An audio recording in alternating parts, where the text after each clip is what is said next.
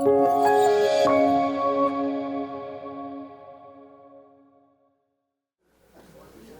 evening, everyone. I'm Dr. Joel Rhodes, and on behalf of the State Historical Society of Missouri, I want to welcome everybody coming out to our African American Experience in Missouri lecture. This is hosted and hosted by us here at the Historical Society, but also sponsored by the Kinder Institute on Constitutional Democracy at the University of Missouri, and also the History Department here at the University of Missouri. Dr. Maria Esther Hammack is an assistant professor of African American history at The Ohio State University. She earned a PhD in American history at the University of Texas at Austin in 2021. Before coming to OSU, she completed a postdoctoral fellowship at the University of Pennsylvania's McNeil Center for Early American Studies. Dr. Hammack is a published scholar, an award-winning teacher. Last year, she was awarded Ohio State's Roda Award for Distinguished Undergraduate Teaching and Mentoring. She is a prolific, well-traveled, and engaged public historian. Within just the last year, she has been on a podcast with Eva Longoria, and she spoke at the United States State Department also. Her inspired work renegotiates the intertwined histories of liberation and abolition across North America. In doing so, Dr. Hammack is uncovering hidden stories of slavery and freedom in the 19th century U.S., Mexico, borderlands, and across the Caribbean. She highlights Mexico's role as a sanctuary for runaway slaves. This presentation tonight, Asking the Way to Mexico, Engineering Freedom from Missouri to Mexico, is based on her new book, which is forthcoming from the University of Pennsylvania Press, entitled Channels of Liberation, Freedom Fighters in the Age of Abolition. Please welcome Dr. Maria Hammack.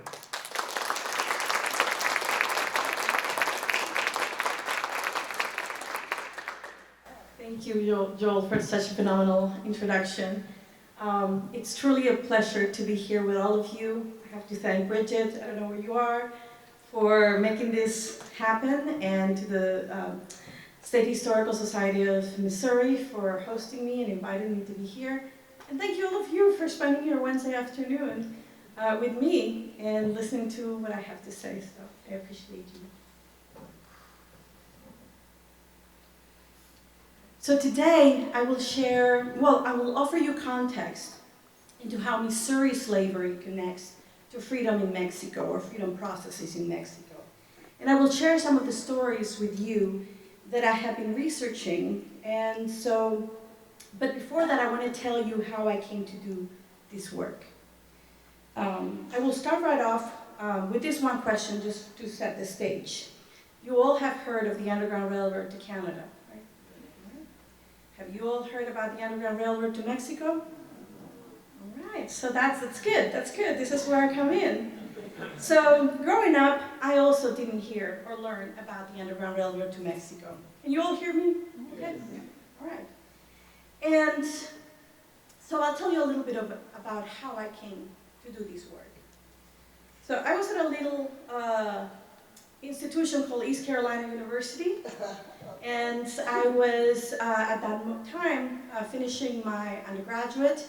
I was a senior, and I was working full-time at that point. And so a lot of the courses that I could take were history courses for, at that time. And and I could take them because they were from 6 p.m. to 9 p.m. So I was sitting in one of my classes, and it was the history of the Old South with Professor David Denard. And I remember listening to what he was lecturing about that day, and he was talking about Harriet Tubman and the Underground Railroad to Canada. And of course, I was born and raised in Mexico, and I didn't know much about the Underground Railroad, but I did know that Mexico had abolished slavery roughly 30 years before the United States did. And so I stood up, and I didn't stand up, but I really did raise my hand really high up and asked the professor, can you tell me, how many people went to Mexico, and who was the Harriet Tubman who took people to Mexico? And then he just looked at me and he said, that's a very good question, Maria. If you find out, let me know. And so I was perplexed because he was a professor, and professors know everything. And so I was asking him, so how do I start? How do I answer these questions? And he said, well, start in the library, go to the special collection, see what you can find. And for the first several months, I actually didn't. I kept passing by his office, and every time I passed by his office, he would yell at me and say, hey Maria, what have you found? And I'll be like, oh, nothing yet. But after a few months, I was like, you know what, I don't want to pass by his office again and not know an answer, or not have an answer. And so that's how I got to do this work. Because of an amazing professor who kept pushing and kept, not pushing, empowering me to find the answers. And that is how I ended up doing a master's project that centered on some of these stories, and also how I ended up at UT Austin doing a doctoral research on that, and a doctoral dissertation on these stories. And so this is how I came to these stories, to researching some of the women that I'm going to tell you about today, and how I came to learn about the experiences of women who maneuvered journeys from Missouri to Mexican spaces, often navigating difficult journeys southward, forced or willingly sometimes, and ended up fighting for their freedom in Mexican spaces. So let me start and introduce you to the incredible story of a woman named Roda, or Rodi, as she also appears in some of the records. Roda was a 19-year-old woman who fled Hiram Henderson, her Missouri enslaver, in late November of 1855. She left her master's plantation, located in the small community of Columbus, Missouri.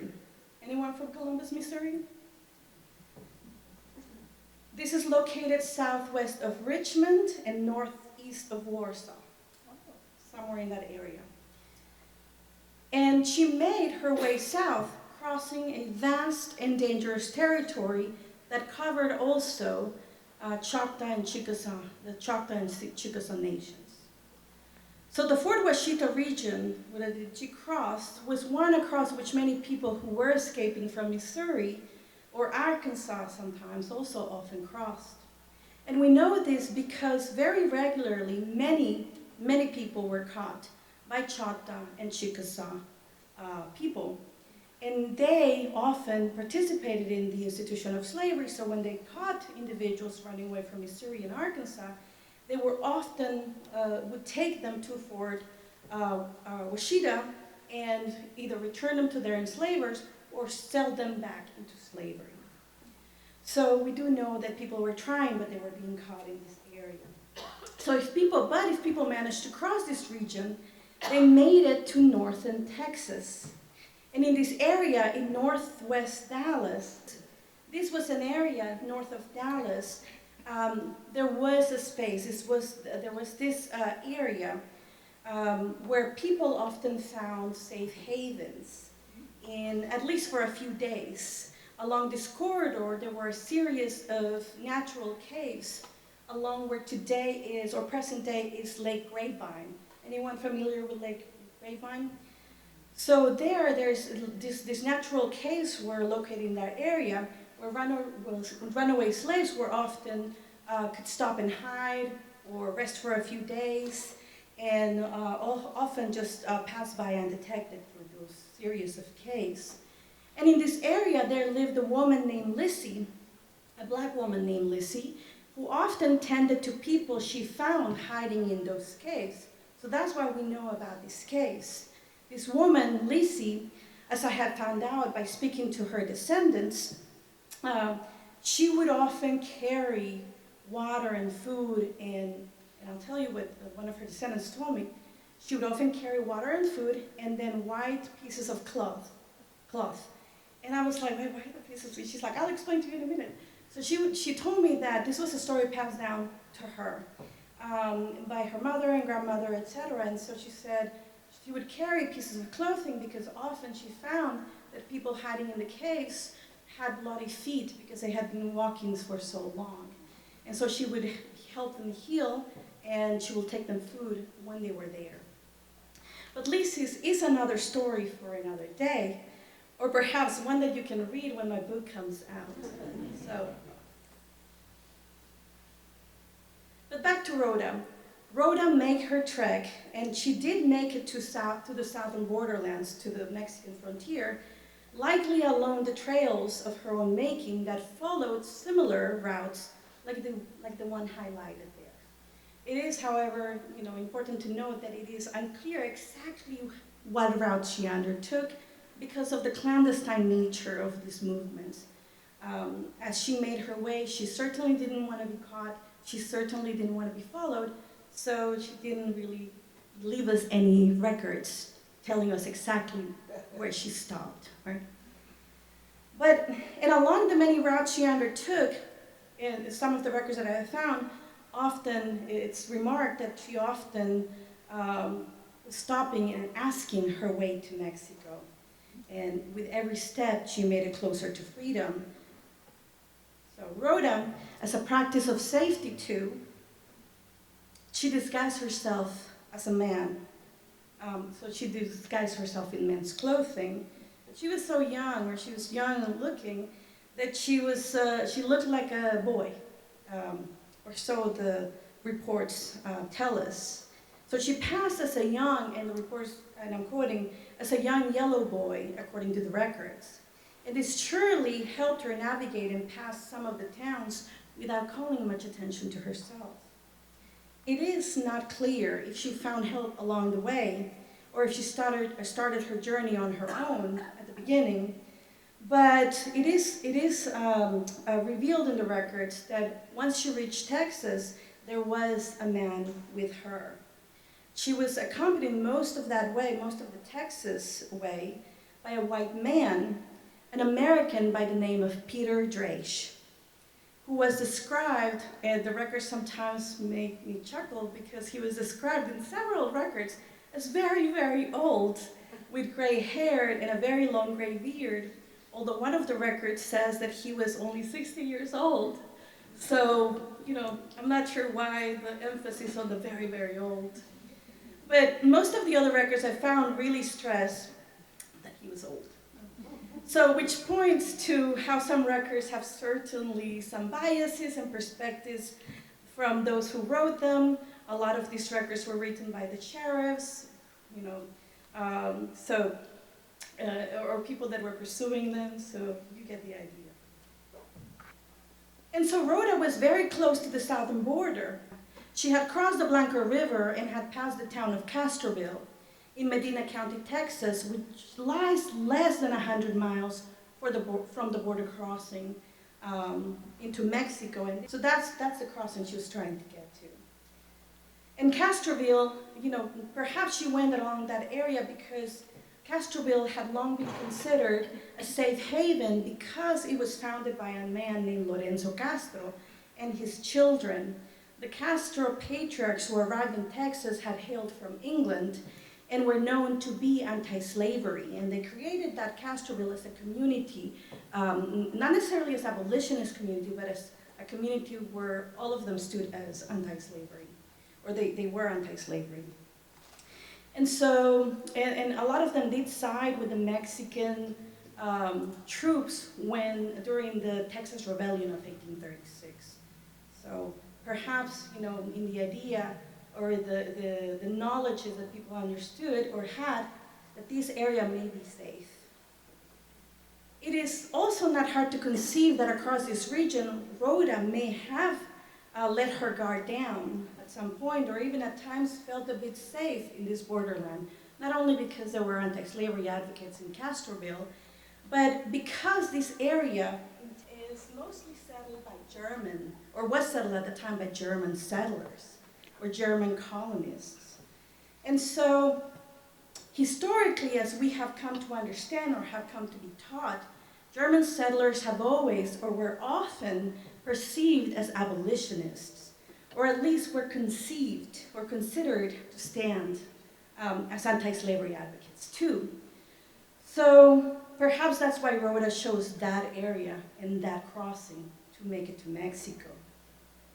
The man who Roda encountered as she passed Castroville was, in fact, a German man by the name of Frank Schulter. Lamentably, Frank Schulter was not the abolitionist type of German. On the contrary, he was a slaveholder who was at the time on his way from that area back to San Antonio. And as he passed and I'm quoting, the old man in Roda, he thought it was odd to see what he later described to the San Antonio sheriff as a yellow boy with a white man traveling in the contrary direction. And I'm quoting him, meaning that they were going in the direction to Mexico, not in the direction of San Antonio. And he described them as going well-mounted, on a horse and well-armed. Or so this man, Frank, described them to the sheriff. At first, Frank kept going, his merry way after he passed them, until he reached San Antonio. That is, in San Antonio, he saw several wanted ads, and one of those wanted ads caught his attention. One mentioning a runaway slave advertisement, or mentioning a runaway mulatto woman. And we don't know if the advertisement that he says he saw was Roda's advertisement, but he told the sheriff that after arriving in San Antonio and seeing that advertisement, he immediately thought, that boy must be that mulatto woman. And so Frank then immediately gathered another man in San Antonio and then rode back from San Antonio towards where he had seen the boy and the two travelers. And so his pursuit was successful. He found and overtook them in the town of Danis, which I've marked right here. He overtook them right there. The very next day, so I guess Frank managed to capture Roda and confirmed that indeed she was not a boy but a woman, or so he explained. The old man, however, he told the sheriff, just got on the horse and rode away. He just left, and he was never able to capture him.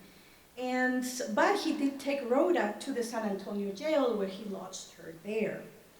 The very next day, very surprisingly to him and to everybody in the jail, Roda gave birth to a boy inside the jail. And that is how we find that Roda had been pregnant all along. And so Frank Schulter left her there, but not before he claimed his reward.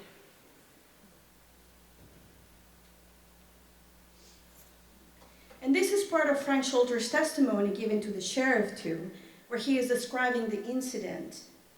Roda was caught by Schulter on the 2nd day of March of 1856, and in and of itself, finding records on Roda has not been easy. But those that I have found has allowed me to recover part of, or even a small part of her experience, and how she may have gone to Mexico with the hope of her not only being free, but with the hope that her child, her son, would be born free on Mexican soil. But her story has also left me with so many more questions too. For instance, why would Roda not endeavor the Underground Railroad to Canada or to the northern states, especially when she could have gone from Columbus, Missouri, to several northern states, or even, close to Upper Canada? The distance to reach, so she was in a place in Columbus, Missouri. She was in a place that was 950 miles to the Canadian border. So she could have gone there. And from Columbus, Missouri, it's about 950 miles to the Mexican border. So she literally was in a space where she could have gone either way, because it was the same amount, the same distance to reach either borderland. So why didn't she go north? Roda clearly, very intentionally engineered her freedom travels towards Mexico, perhaps because she knew that the Fugitive Slave law of 1850, remember she escaped in 1855, was already in full effect, and that her claim to freedom would be greatly endangered if she were to make it to any of the northern states. She also likely understood that since the law passed, large numbers of slave hunters were watching routes that led north and were actively patrolling northern cities ever more diligently. Perhaps she also got wind that in Canada, her freedom might be hindered by some of the cases that had been going on in Canada, where some slaveholders across the South were claiming or reclaiming runaway slaves who made it to Canada through some language, if not gaps, in the Webster-Ashburton Treaty that saw some people that reached Canada that had already claimed freedom in Canadian spaces returned to their enslavers in the US. And so perhaps these cases had made it into these cases, places where enslaved people were across the South, and so they were ever more vigilant to not go north. Yet slaveholders and slave hunters had no legal right to pursue Black Americans who reached Mexico or Mexican spaces, because the government throughout the 1830s, 1840s, and 1850s profusely, the government of Mexico, profusely refused to sign any treaty for the extradition of formerly enslaved people that Mexico claimed were already living free in the Republic of Mexico. Like Roda, countless women, men, and children enslaved across Missouri ventured in the opposite direction from Canada to pursue freedom in Mexican spaces. But before I tell you about a few others, let me offer you some context on Mexican freedom and Mexican abolition. Often, we don't get to learn about or engage in conversations about Mexican freedom, let alone Mexican legal abolition. We often don't get to learn these laws that were passed. So I'll start by saying that ever since people had been held enslaved, they had resisted and found ways to pursue and claim freedom, be it Mexico, be it the US, be it Canada, be it the American continent, any of the spaces where people were held enslaved, so resistance to that enslavement. And so in claiming freedom in Mexican spaces had historically been possible since the late 18th century, and especially since Mexico became free from Spanish colonial rule in 1821. So here's a bit of context on what has historically shaped abolition and freedom on Mexican soil. Liberation and abolition initiatives were procured in Mexican spaces, especially as the independence movement that started in 1810 took shape, the independence movement against the Spanish control. Mexico's independence fight against Spain was a long fight, it lasted over 10 years, but throughout this process, many of the leaders who came in power in the name of independence, so the insurgent leaders, were very intentional about the abolition of slavery in Mexico. So not only freedom, but also the abolition of slavery was at the forefront for all Mexicans, Black, Indigenous, and Mestizo alike. And you may ask, why was this? Why was abolition at the forefront? Well, abolishing chattel slavery was at the forefront of these insurgents in Mexico who were fighting against the Spanish crown, because those who were fighting for Mexican independence were Black, Indigenous, and of mixed heritage, who had either themselves been born enslaved, or their parents had been born enslaved, or their grandparents had been born enslaved. So they had a vested interest in freedom and freedom processes, or at least shaping these freedom processes in the new country that they were fighting for. Right?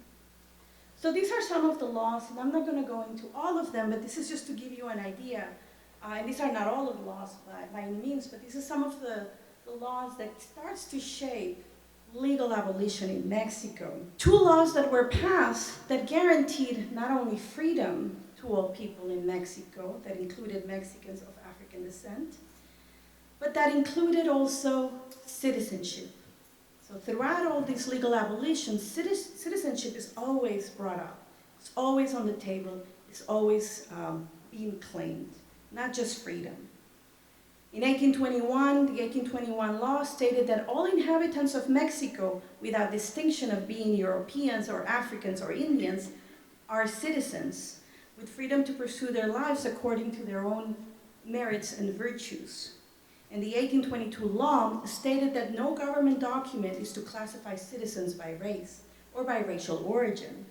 And thus, Mexico, or every person living in this Mexican territory, was henceforth considered, without distinction, a citizen, even on paper. And these laws are telling, given that in the United States, citizenship for Black Americans was often denied until 1868 with the passing of the 14th Amendment. So this timeline offers you, I hope, a visual of some of the major precedents that shaped freedom in and for early Mexico, and thereby empowered many journeys that led Black women, men, and children to claim freedom in Mexican geographies.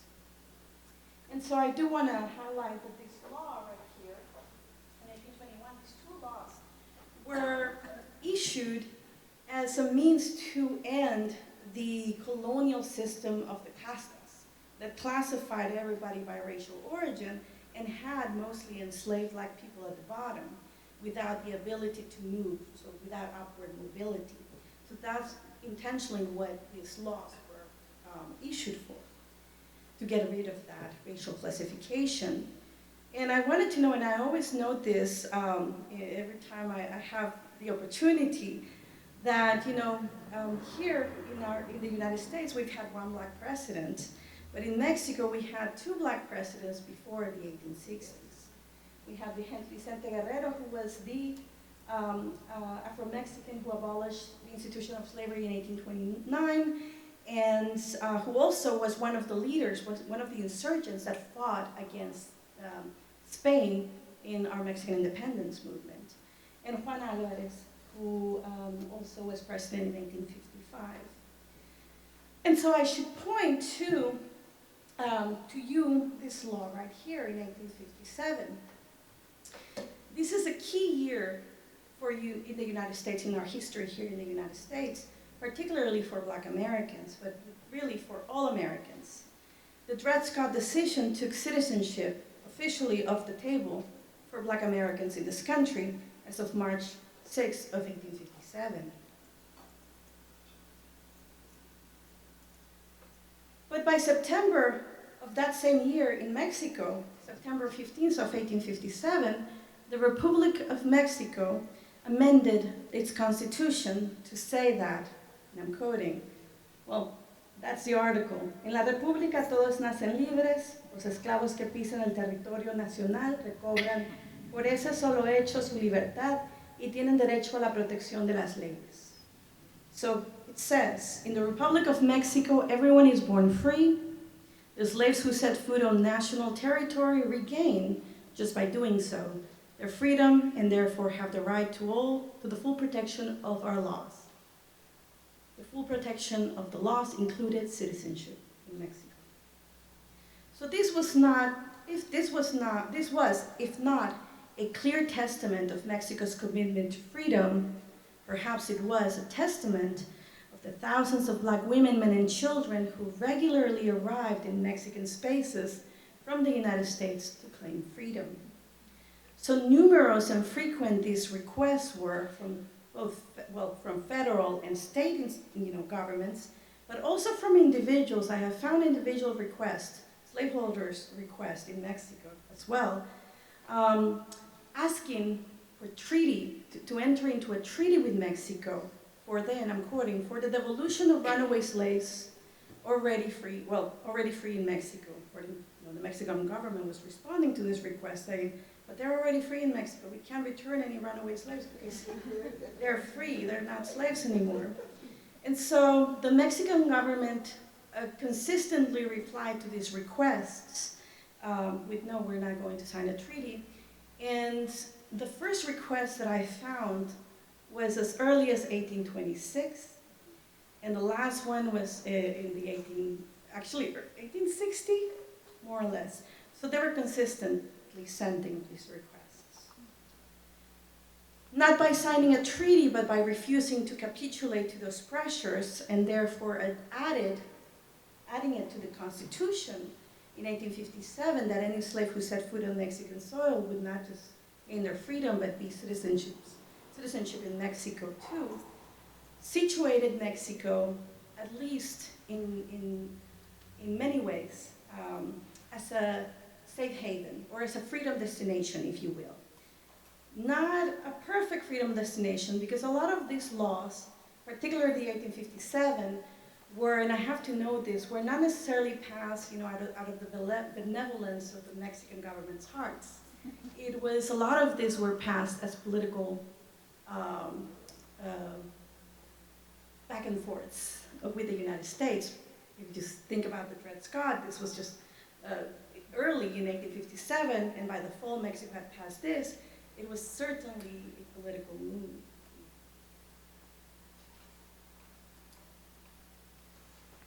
So throughout this research into Mexican legal freedom and freedom processes and the extent of Mexican abolition, what I have learned is that Black women were at the forefront of many of these journeys southward as much as Black men were. Contrary to the history books that tell us that Black women escape bondage less than men, and sometimes we're told it's because they had children or they have families, but you see with the story of Roda, she was fully pregnant and still endeavored her freedom journey to Mexico. But a lot of the records that I have found in Mexico, in the United States and Canada clearly show women. And so it is important to seek for them when we're researching, to try to find them. And perhaps I found a lot of the records that I found because I had women in my mind. Remember, the one question that I had asked my professor was, who were the Harriet Tubmans that went south? And so that was always forefront in my head. But their stories, I argue, in the work, in the larger work, but also in this work, that they connect time, geographies, and people. And it's important here to highlight an aspect that is key to my work and that drives my larger project. This aspect is twofold, meaning that it is guided by two principal questions. First, how did journeys to freedom to Mexico materialize? And second, who led these journeys to Mexican spaces? Who was or were these networks? What I have learned based on the records that I have found has been both enlightening but not surprising. The networks of assistance I have documented are quite diverse. A pool of individuals have done, are showcased that a pool of various individuals did a lot of helping. Mexican people were certainly known to help. Either assisting people crossing the river, or once in Mexico, people would arrive with nothing but what they were wearing. And townspeople in Mexico would, as this document shows us, they will raise, this particular group in Monclova arrived, and the townspeople raised 246 pesos to help them with food and clothing and shoes, because they didn't want to stay. This was a border town, and they did not want to stay in the border. They wanted to keep going. So you see Mexicans doing a lot of the help. You see Native Americans doing also a lot of the help. And sometimes, we only find out about this undertakings of the people that were helping because the people were caught. Otherwise, if you were helping runaway slaves to Mexico, you wouldn't be writing about it. But we know that this was happening because we find a lot of records of people actually being jailed and caught doing helping work. And beyond Mexicans and indigenous people, we had a lot of white abolitionists also doing a lot of this work. We have abolitionists such as Benjamin Lundy, who actually made it to the Mexican borderlands, particularly to Coahuila and Tamaulipas, trying to get the government to establish a colony for runaway slaves. And he did so in the early 1830s as well. But it is, before I tell you the next part, it is very important to note this, that at the same time when I have found Mexicans doing a lot of the helping and indigenous people doing a lot of the helping, I've also found very sad stories where both Mexicans and indigenous people were doing the opposite of helping. There were either, there were Mexicans that also served as slave hunters. This is a very complex history. And there were also indigenous people who were in the business of slave hunting or returning people and reselling them back to US slavery. So it's very important to note that this was a complex history. Some helped, some didn't. But yet, even in spite of these networks of assistance that people facilitated, it is very important to acknowledge that it were Black women, men, and children who were primarily and principally engineering these networks to freedom to Mexico. And to Canada, for that matter. It was their interest. They were the ones experiencing enslavement, and they were the ones crafting those journeys, north, south, east, west, back to the Caribbean or back to African nations like Liberia and Sierra Leone. It's important to keep that in mind. Yet enslaved and free Black people were leading and very active in these pursuits, claiming and always fighting for freedom at the many levels that this freedom materialized in Mexican spaces. And while there were many people physically endeavoring journeys to freedom or facilitating these journeys to freedom, like Mexicans, indigenous, white abolitionists, Black abolitionists, there were also Black abolitionists, Black women certainly, doing the intellectual work. Not only people were crafting their freedom, on their journeys and going to Mexico, but I found Black women also prompting and creating the idea that Mexico was that freedom destination when people could go. And as you see here in the gray, this is an article written by a Black woman from Philadelphia, a Black abolitionist woman in Philadelphia. Of course, she doesn't sign her name because, again, this was illegal. This was not legal to be in support of abolition. So she writes this letter to the Liberator, which was an abolitionist newspaper in the 1830s, and she writes the following. She is voicing her support for situating Mexico, not Canada, as a freedom destination, or at least she's endorsing the country as such. And she writes, some of your readers may inquire, where is that country to which we may remove and thus become free and equal? And she says, I believe that country to be Mexico. Mexico, she argued, was an independent nation where indeed all men are born free and equal, possessing those inalienable rights which our Constitution guarantees, clearly making reference at the fact that while the U.S. Constitution guarantees these unalienable rights, Black Americans are often not entitled to them on U.S. soil.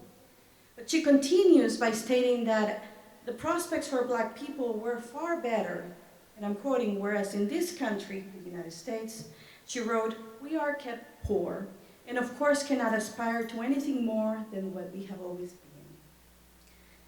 been. And with these understandings about Mexico and Mexican freedom being disseminated across all of the spaces where people were held enslaved in the United States, including Missouri, we can begin to comprehend why people knew that they could go to Mexico. So this was not only in abolitionist newspapers being disseminated that you could go to Mexico, but it was also all across the presses, the white press and the Black press. The ideas that were spreading about how in Mexico you could be free had real consequences. People were finding out about Mexico and making their way there in the many ways that people crafted freedom journeys. Additionally, and this is very interesting because news of Mexican freedom had been disseminated and published by the press in the United States as early as 1826. Newspapers, abolitionists and pro-slavery, because of course pro-slavery newspapers were complaining that Mexico was abolishing slavery. But it was very interesting because Mexico did not abolish slavery in 1824, right? But they were publishing that notice because Mexico abolished, what Mexico abolished in 1824 was the slave trade. But it was abolition of something, so the press in the US started publishing newspapers saying, abolition in Mexico, and that's what those were the headlines. And I found newspapers as far north as Vermont publishing in 1826 that Mexico had abolished slavery. It wasn't true, but that, in and of itself, began also to craft the idea that, yeah, if the newspaper says in Mexico you could be free, let's go to Mexico, even when they had only abolished the slave trade. But that was very interesting to find, and so you start seeing how the idea, the notion, the understanding that Mexico had freedom began to brew and fuel this journey south. And like I mentioned, I found a lot of these advertisements claiming that freedom was a thing in Mexico.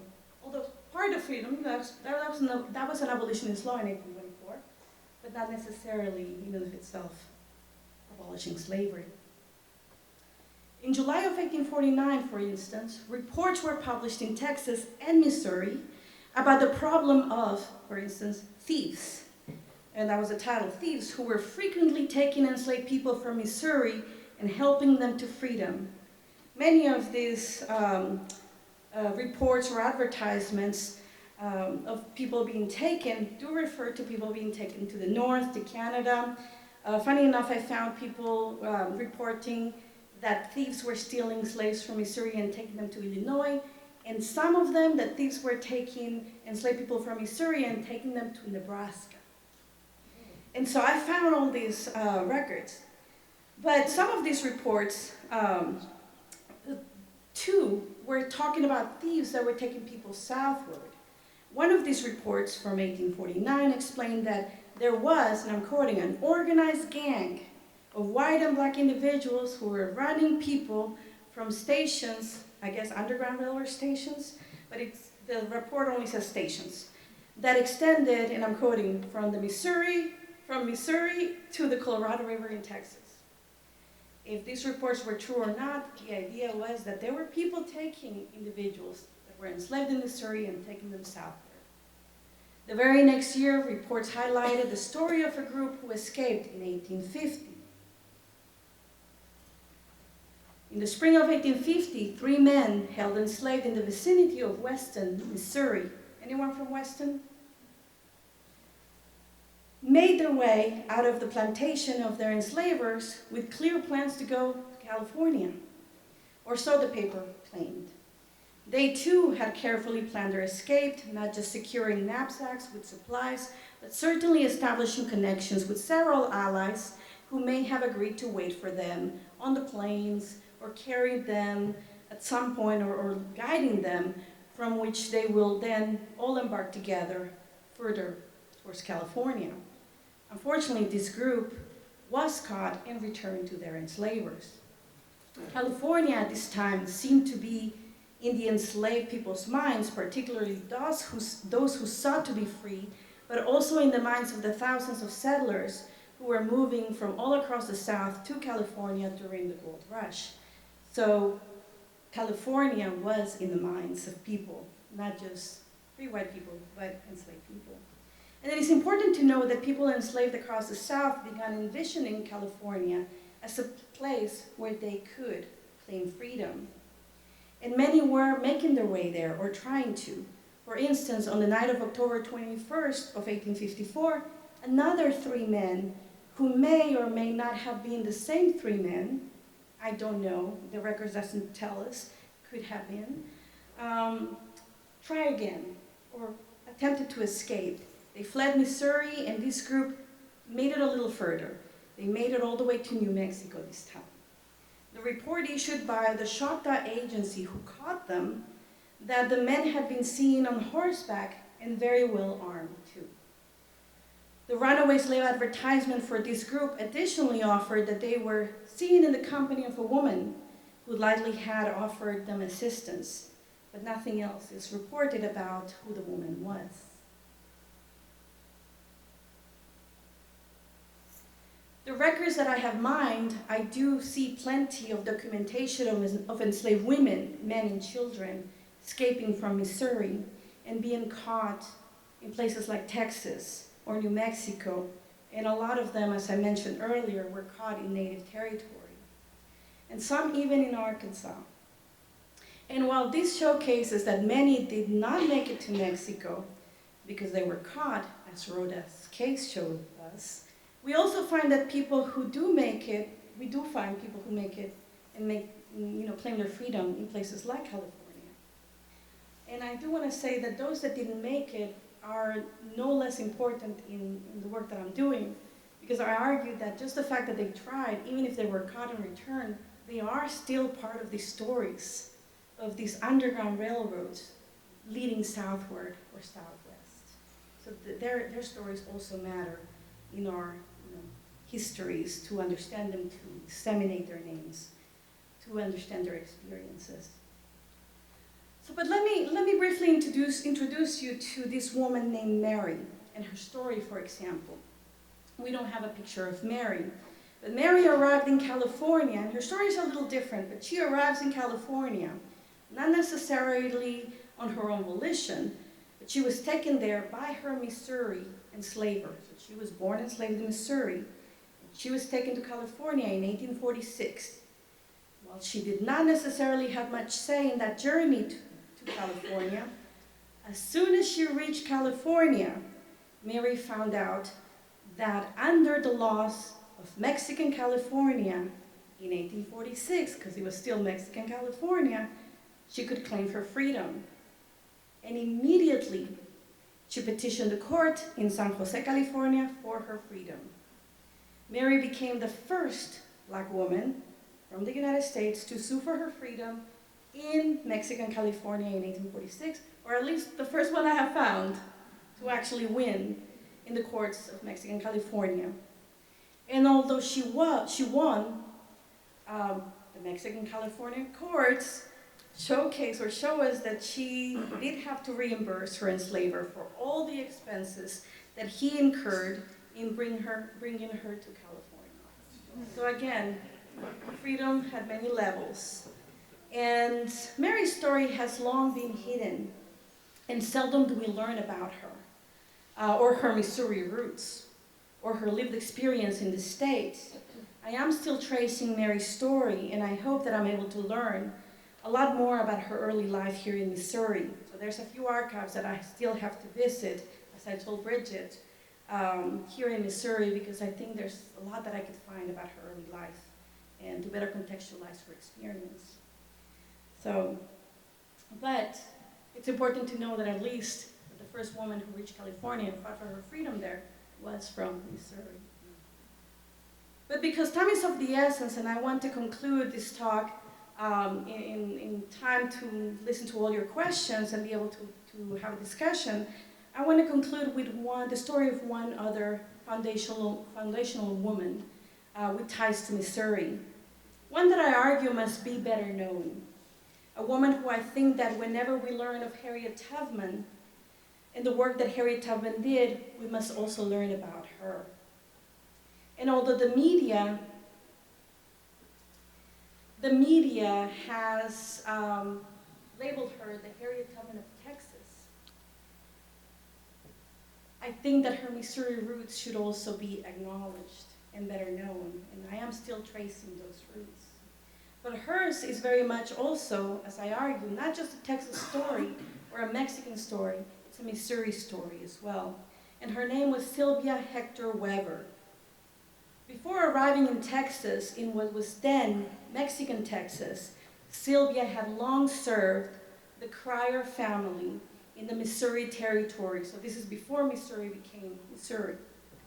Morgan Cryer was one of the first Anglo settlers in Missouri before Missouri became a state.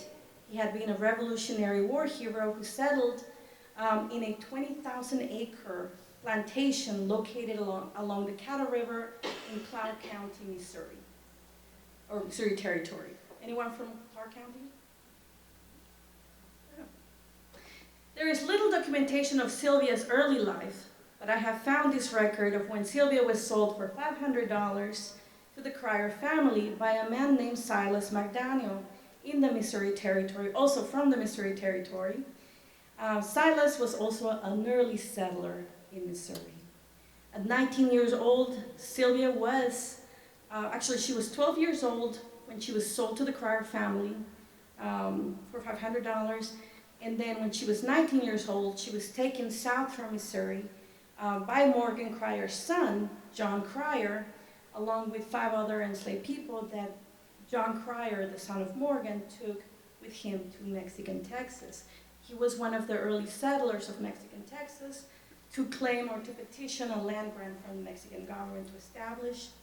You know, we do know that there were a lot of individuals that went from Missouri to Mexican Texas, petitioned for land grants, such as the Austins, which, you know, they all hail from Missouri. Stephen Austin, Moses Austins are the fathers of Texas, as many of you may know.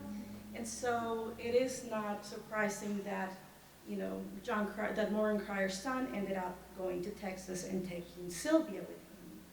So Sylvia set foot in Mexican Texas 2 years after the Republic of Mexico had passed the Federal Act of 1824, which was signed into law on July 13th of 1824, and that prohibited the slave trade and the introduction of enslaved people into Mexican territory.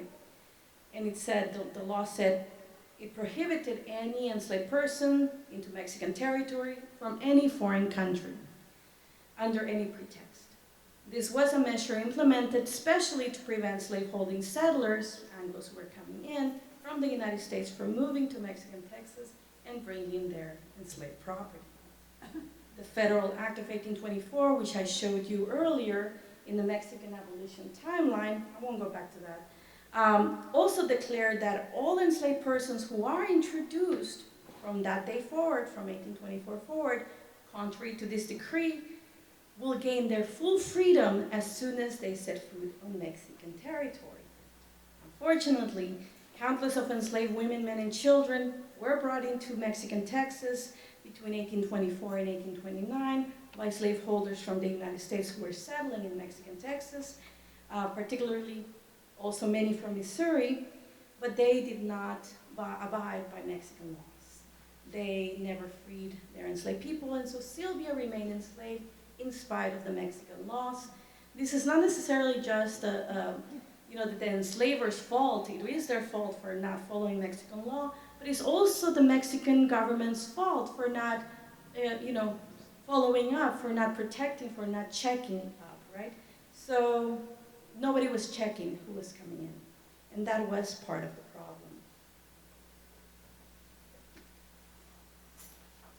But in spite of arriving as a slave, Sylvia fought for her freedom and kept insisting to claim it because she understood at some point, and it's not clear how she came to learn that she could be free, but she found out and she kept fighting for her freedom.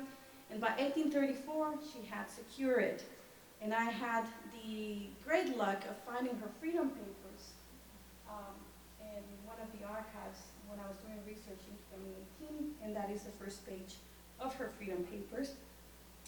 She not only maneuvered to claim her freedom, but she claimed the freedom of her 3 children that she had. And so this has been an amazing document to find because it has not only allowed me to reconstruct Sylvia's story, but based on this document I was able to write and publish the first ever biography of Sylvia.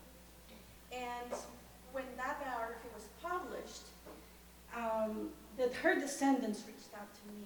And so I've been able to connect with her descendants and talk to them and be part of how they are today recovering her legacy and trying to also recover more about her story in Missouri and the story of her descendants who ended up in Mexico too later on. So it's been an incredible story to be part of. But back to Sylvia's story. Sylvia and her family were the founders of Weberville, Texas. Anyone from Texas, from Austin? San Antonio. Okay, so Weberville rings a bell.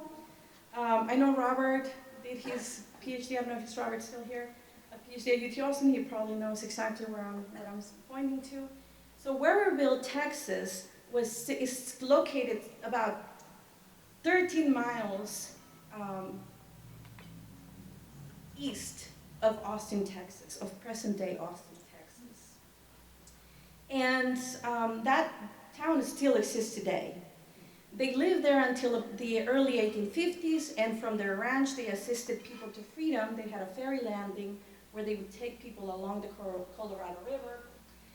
And as Texas laws became more inflexible, Texas passed laws that free black people could not live within city limits and within the state. But that's not what actually drove them out of Central Texas.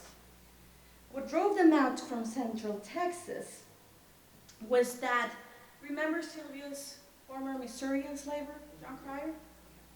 So John Cryer, well, by 1850, John Cryer argued in court in Texas that Sylvia and her husband had never paid him for her freedom and the freedom of their 3 children, and that he needed money and he needed to be paid ASAP. And he sued them because they had never paid.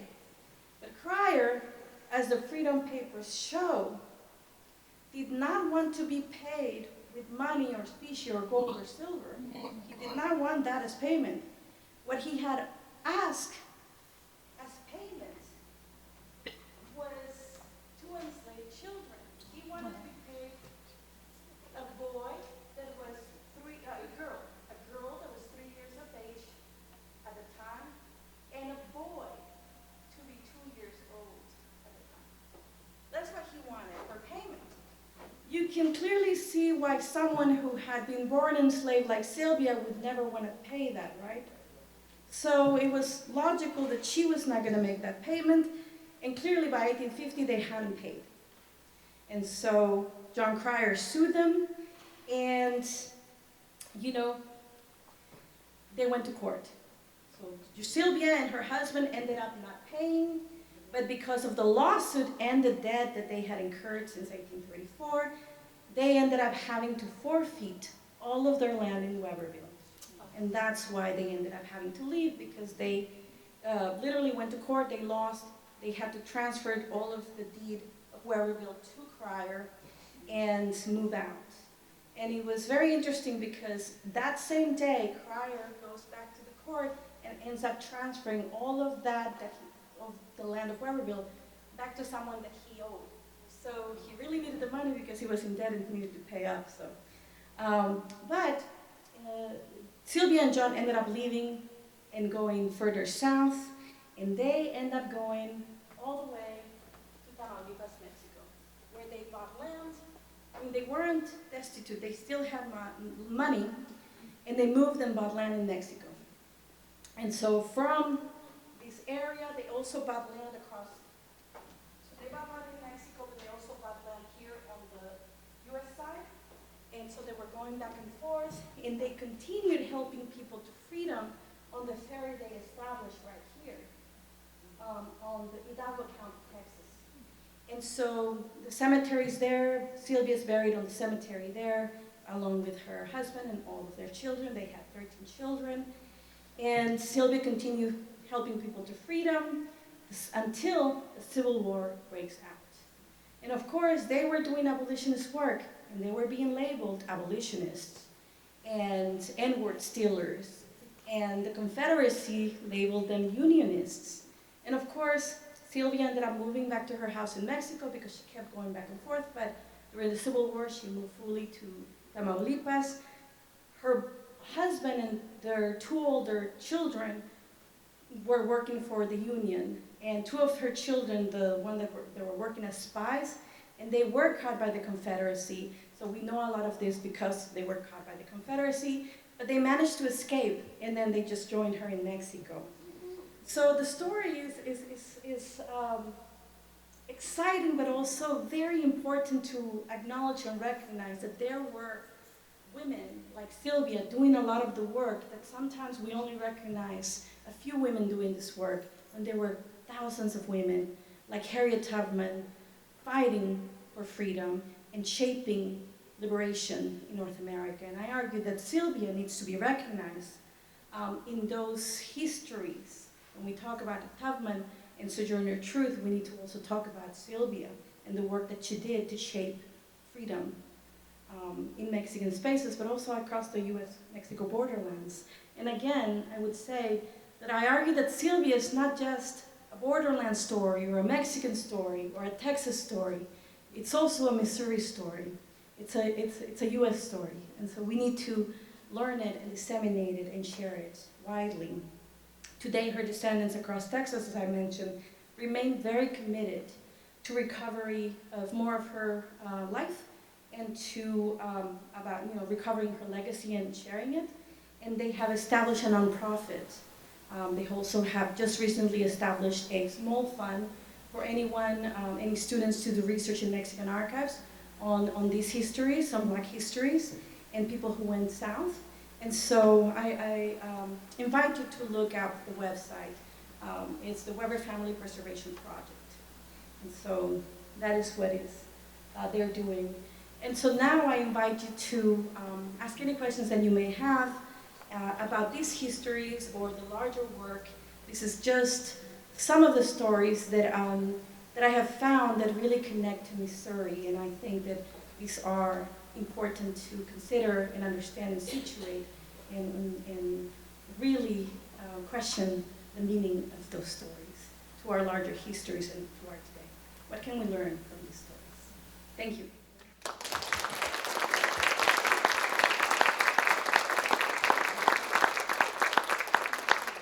Thank you so much. What an amazing presentation. So many interesting stories. So we're going to open it up to the Q&A now, and please just, I'll bring the mic over for you so you can ask your questions.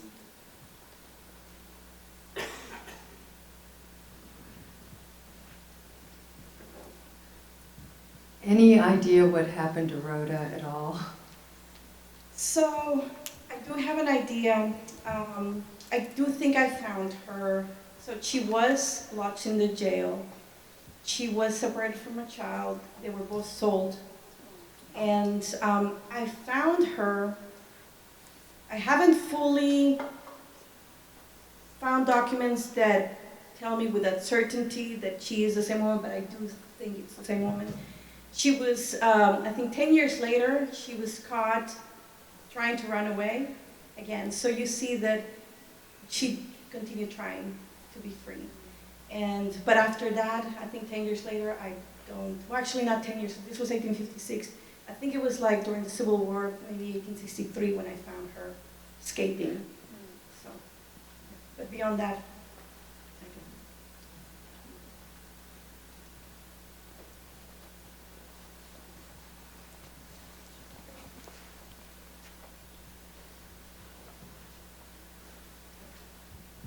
don't. Hi, thank you so much for this. This was wonderful in so many ways, and really generative and thought-provoking, so thank you.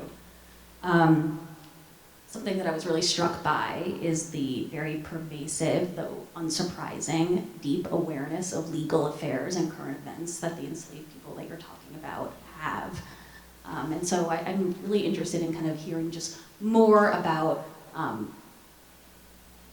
means of knowledge circulation, and particularly legal knowledge circulation. Like, of course, I heard you talk about reports in the press, but what more can we drill down on? What I did find is that in my defense, and that, now I'm in the book process and I can do a lot more, but when I was defending my dissertation, some of my committee members were not too thrilled about critical fabulation, which I didn't understand why. But I kind of, I think that it's because history sometimes tends to be a little inflexible on expanding ways of recovering certain histories that are often impossible to recover the traditional ways that we do history. But I do implement a lot of, well, not a lot, but a good amount of critical fabulation in the ways that I make informed guesses of where they may have gone through if they made it to this point. They had to pass through this or through this point, right?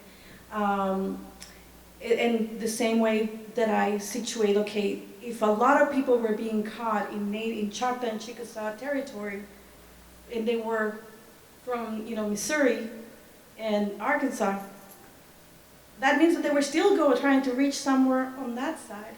There were also a lot of people, and this is not, in this aspect, but there were a lot of people being caught that were escaping from Tennessee, some from Missouri, some from Arkansas, in Adams County, Mississippi, and there were thousands of them being caught in Adams County, Mississippi. And I was thinking, wait, if they were being caught in Adams County, Mississippi, that means that they were also going south, right? So where were they trying to go? Were they trying to go to Mexico? Were they trying to go to New Orleans? The point is that they were going south. So I do make some inferred guesses with the data that I have, and I utilize a lot of sources, not only runaway slave advertisements, reports, correspondence from slaveholders. Again, a lot of these treaty requests that were reaching Mexico, most of them were from federal and state governments, but we have a good number of those that were from individual slaveholders. And so if they were sending letters to Mexico saying, hey, a lot of my slaves are in Mexico, how do I get them back? Or can we make a treaty, you return them? That means that they were escaping to Mexico. And so why would a slaveholder think that they were in Mexico? And so I inferences, utilizing critical tabulation, but also trying to situate, okay, there must be some truth to some of this. So yeah, but it is very difficult to with 100% certainty say this is the exact route they undertook, or this is the number of individuals who went. Again, because of the clandestine nature of this movement, they didn't want to be found. But yeah, I'm still grappling with how to situate this and still provide enough evidence of their journeys and their experiences. So thank you. That is an excellent question that I'm still grappling with.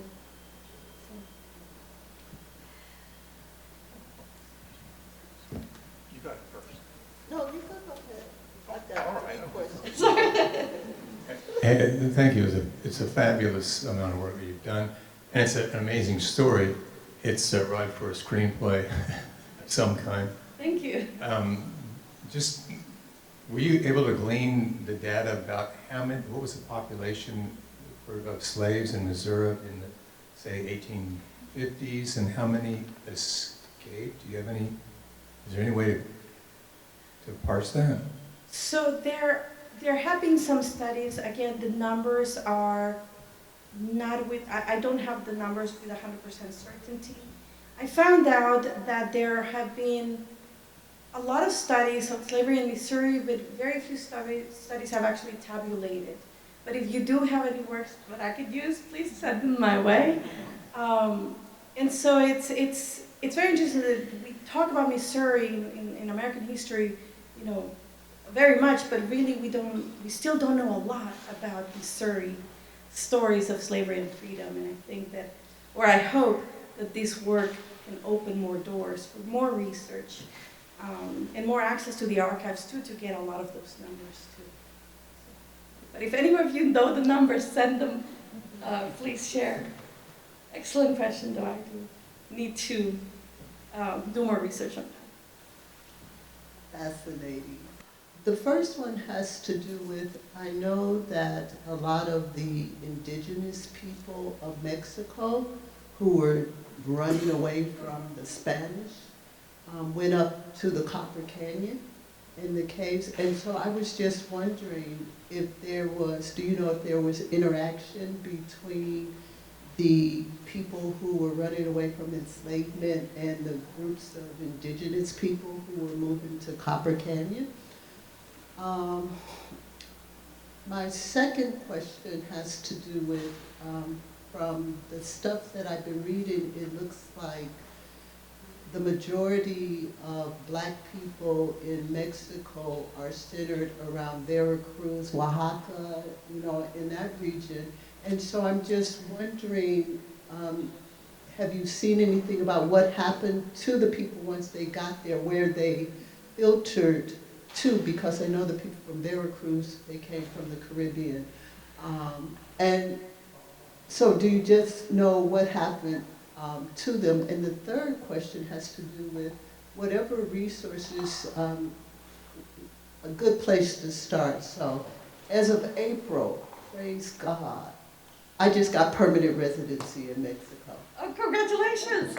And I am planning to go because I want to spend like 2 years or so there really understanding the history of Black people in Mexico and just trying to get a sense of what places to, tap into.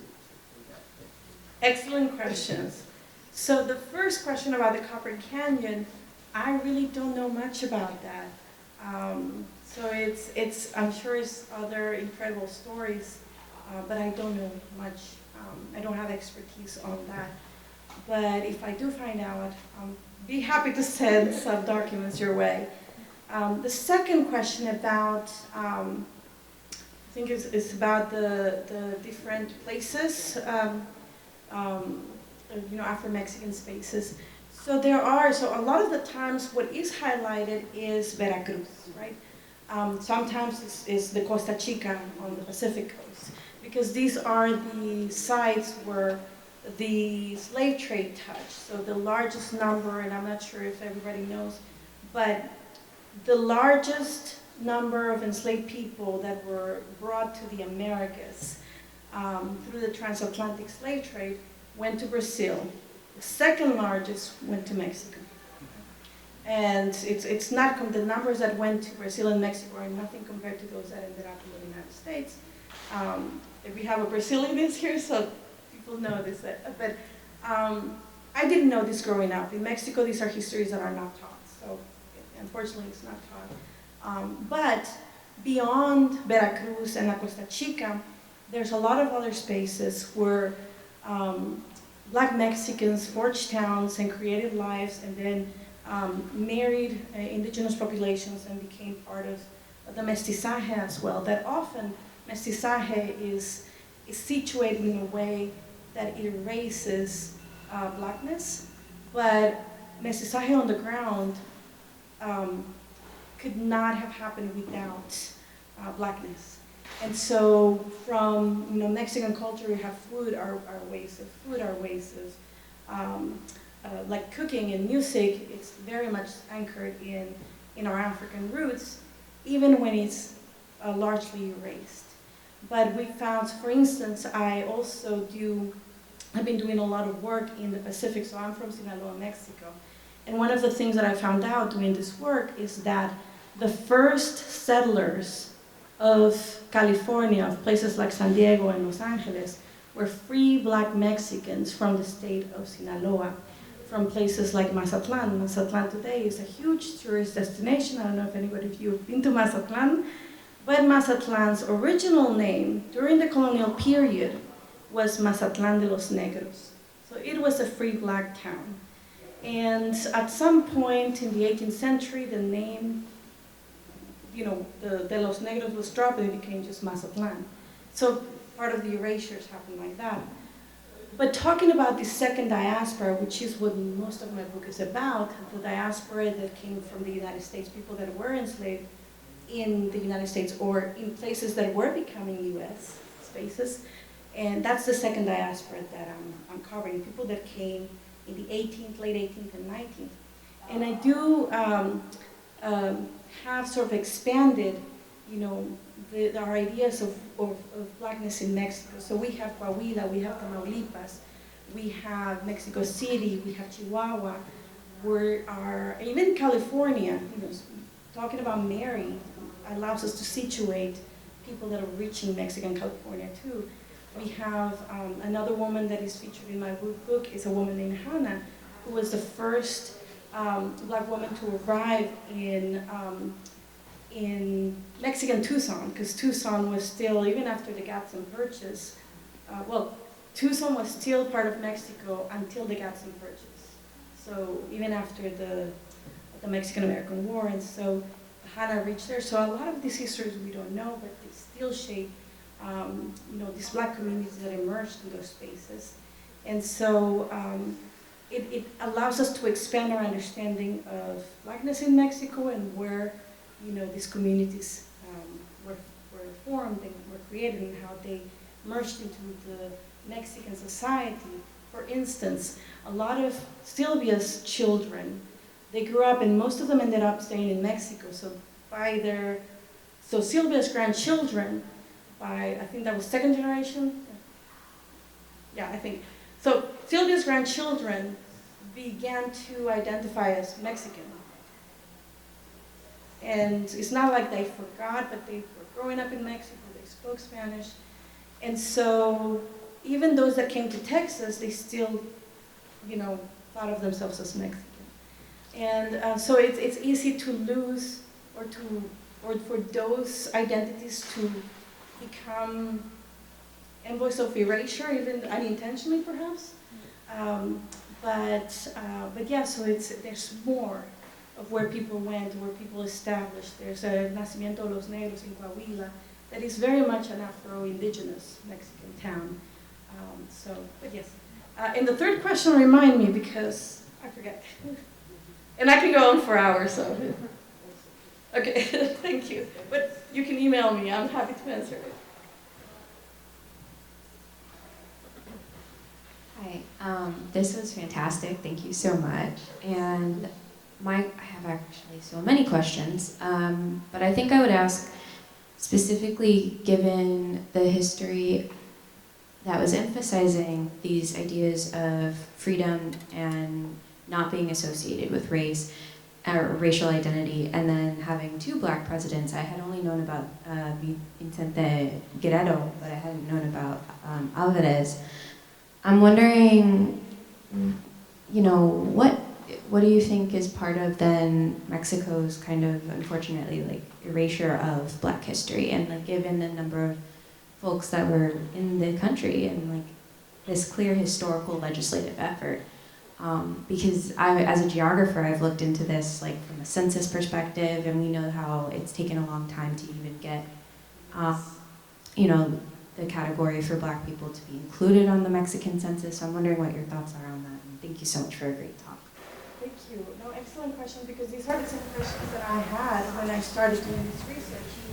And the fact, the problem with the census that no one was, you couldn't classify anyone by racial origin. So if you look at the census of the 2015, it was all Mexican, Mexican, Mexican. What's your relationship now? Do you work together? Do you still give your advice? He is still one of my most, the strongest cheerleader. I see him every year at a conference, at the Asala conference. I didn't see him this year, which was strange. But I see him at least once a year. He checks him by email, and he's, now, before he kept asking me, what have you found now? He's like, when's your book coming out? I was like, no pressure, right?